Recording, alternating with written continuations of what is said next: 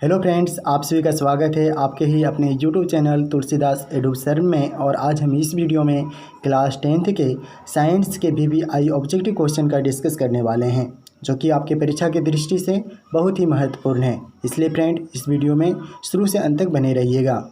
और फ्रेंड, आप मेरे यूट्यूब चैनल को अभी तक सब्सक्राइब नहीं किए हैं, सब्सक्राइब करें, लाइक करें और अपने दोस्तों के साथ शेयर करें। तो फ्रेंड, स्टार्ट करते हैं फर्स्ट प्रश्न से। और आपका फर्स्ट प्रश्न है, अवतल दर्पण द्वारा किसी वस्तु का प्रतिबिंब बन सकता है। यानी अवतल दर्पण द्वारा किसी वस्तु का प्रतिबिंब कैसा बनता है, आपको बताना है।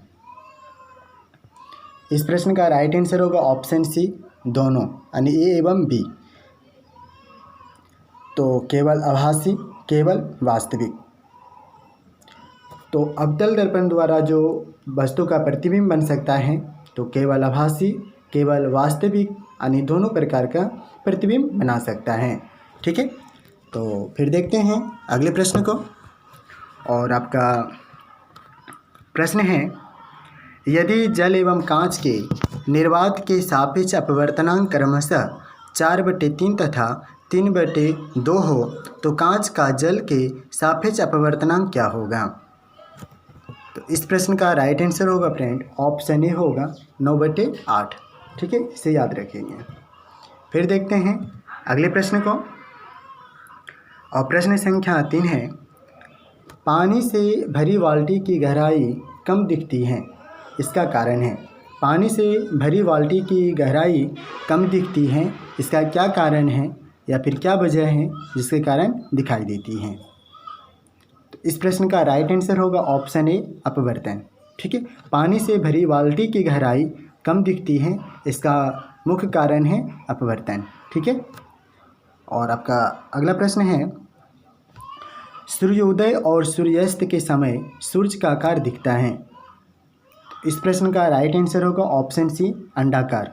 जब सूर्योदय और सूर्यास्त के समय सूर्य का जो आकार दिखाई देता है वो अंडाकार दिखाई देता है। फ्रेंड, आप देखेंगे जब सूर्योदय होता है या जब सूर्यास्त होता है तो आप देखेंगे तो इसका आकार जो है अंडाकार दिखाई देगा। ठीक है, देखते हैं फिर अगले प्रश्न को। और आपका प्रश्न है, फ्यूज।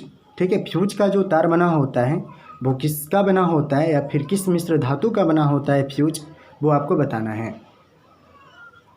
इस प्रश्न का राइट आंसर होगा ऑप्शन डी, टिन एवं तांबा। ठीक है, तो फ्यूज जो बना होता है टिन एवं तांबा का बना होता है। ठीक है, और आपका नेक्स्ट प्रश्न है, 1 मिली एम्पियर कितना होता है। यानी 1 मिली एम्पियर कितना होता है आपको बताना है।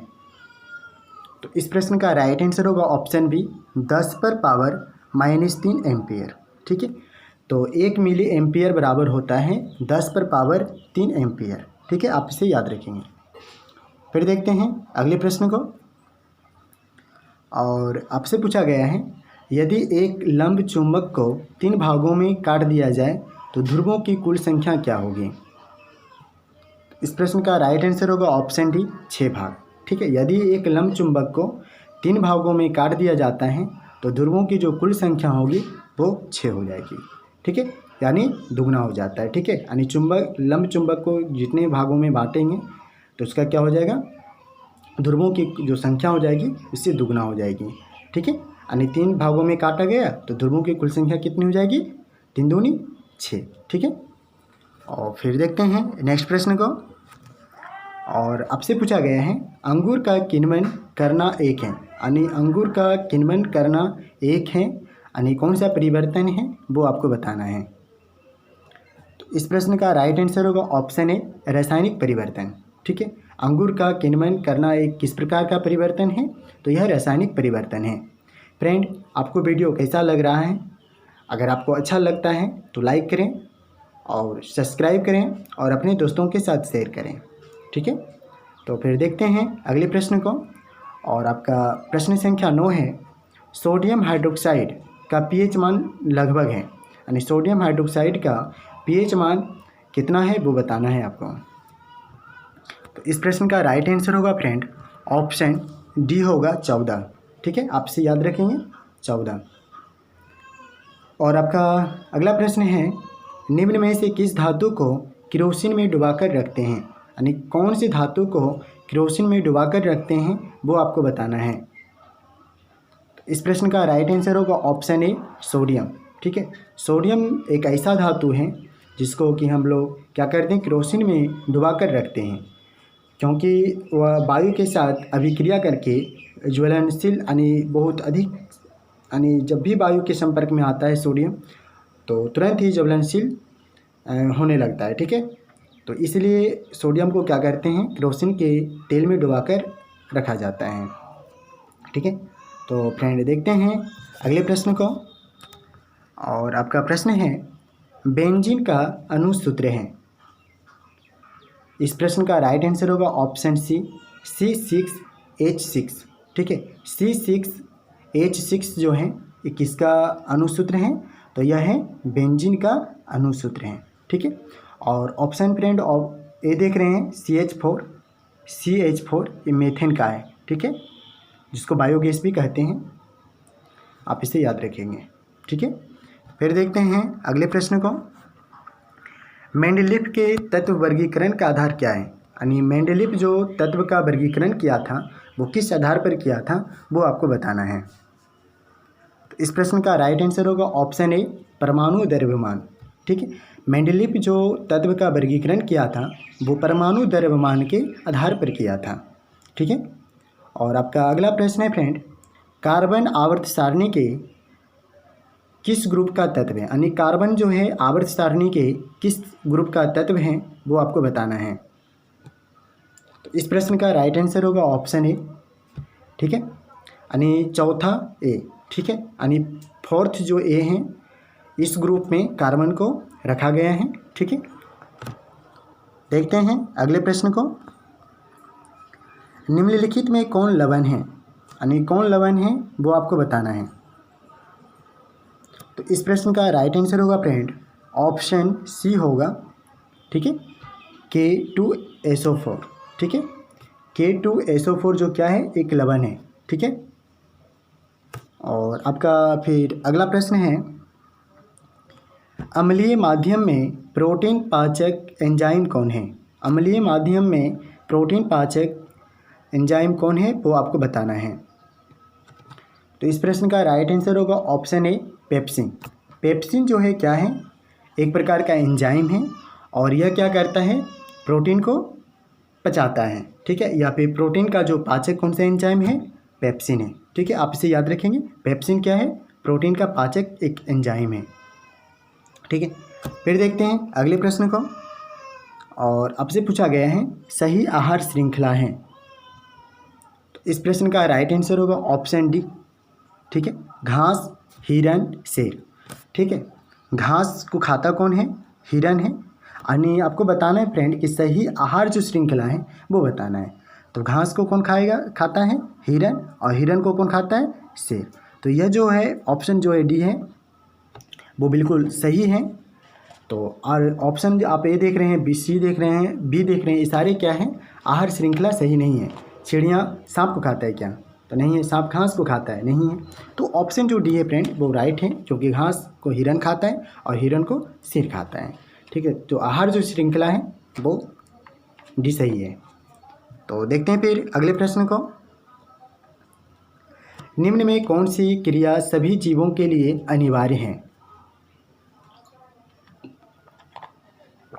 तो इस प्रश्न का राइट आंसर होगा फ्रेंड ऑप्शन ए होगा प्रकाश संश्लेषण। ठीक है, तो कौन सी क्रिया जो है सभी जीवों के लिए अनिवार्य है, तो प्रकाश संश्लेषण जो क्रिया है सभी जीवों के लिए अनिवार्य है। ठीक है, देखिए प्रकाश संश्लेषण नहीं होगा या फिर पेड़ पौधा में जो प्रकाश संश्लेषण होता है तो वो तो पेड़ पौधा अपना भोजन तो बनाता ही है प्रकाश संश्लेषण से, और प्रकाश संश्लेषण के तहत ही क्या होता है, ऑक्सीजन हम लोगों को मिलता है प्रकाश संश्लेषण की क्रिया से। तो सभी जीवों के लिए जो अनिवार्य है वो क्या है, प्रकाश संश्लेषण है। और आपका नेक्स्ट प्रश्न है यूरो 3 का संबंध है, यानी यूरो 3 का क्या संबंध है या फिर किससे संबंध है वो आपको बताना है।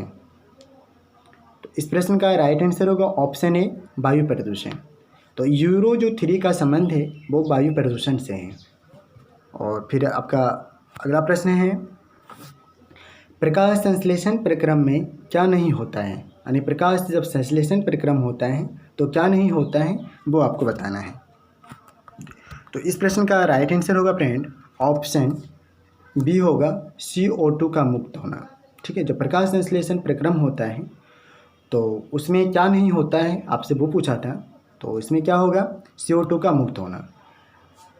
ठीक है, क्योंकि CO2 जो है मानव के द्वारा छोड़ा जाता है गैस, और पेड़ पौधा क्या करता है, इसको अवशोषित करता है।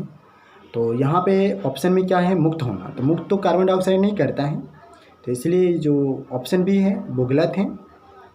ठीक है, पानी का टूटना, ऑक्सीजन का मुक्त होना, CO2 का उपयोग होना, ये सारे क्या है, वो आपका प्रकाश संश्लेषण प्रक्रम में होता है। ठीक है, लेकिन ये जो ऑप्शन जो बी जो देख रहे हैं वो क्या है, CO2 का मुक्त नहीं होता है। ठीक है, आप इसे याद रखेंगे। और आपका फिर नेक्स्ट प्रश्न है, किस प्रकार के जनन में जनक के शरीर में से कलिका निकलती है, यानी किस प्रकार के जनन में जनक के शरीर से कलिका निकलती है वो बताना है। तो इस प्रश्न का राइट आंसर होगा ऑप्शन ए होगा, मुकुलन। तो किस प्रकार के जनन में जनक के शरीर से कलिका निकलती हैं, तो वो निकलता है मुकुलन के।